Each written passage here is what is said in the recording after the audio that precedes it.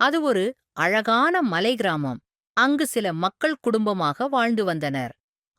ஆனால் அவர்களுக்கு ஒரு பிரச்சனை இருந்தது. நகரத்திற்கு செல்ல வேண்டுமென்றால் அவர்கள் ஆற்றைக் கடந்துதான் செல்ல வேண்டும். அதுவும் மழைக்காலத்தில் மிகவும் சிரமம். தண்ணீர் நிறைய ஓடும். அதனால் அரசாங்கம் ஆற்றின் நடுவே பாலம் கட்ட தீர்மானித்தது. ஒரு கம்பெனிக்கு அனுமதி கொடுத்தது. இது சிரமமான காரியம், முயற்சி செய்தால் கட்டிவிடலாம் என்று அரசு அதிகாரிகள் அந்த கம்பெனிக்கு நம்பிக்கை கொடுத்தார்கள். அந்த கம்பெனியும் பாலம் கட்டும் வேலையைத் தொடங்கியது. பாலம் கட்டும் வேலையில் அவர்களுக்கு பல இடையூறுகள் வந்தது.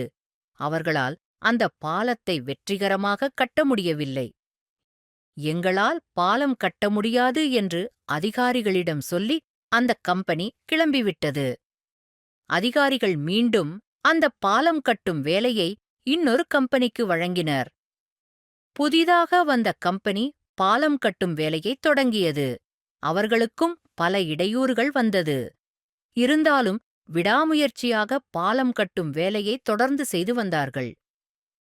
இறுதியாக பாலத்தை சிறப்பாக கட்டி முடித்துவிட்டார்கள். அந்த பாலம் மக்களின் துன்பத்தை அழித்து இன்பத்தை கொடுத்தது.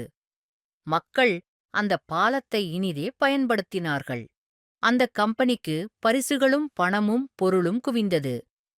அப்பொழுது அங்கிருந்த அரசு அதிகாரி ஒருவர் அந்த கம்பெனிக்காரர்களைப் பார்த்து, உங்களின் முயற்சி திருவினையாக்கியது என்று கூறி பாராட்டினார்.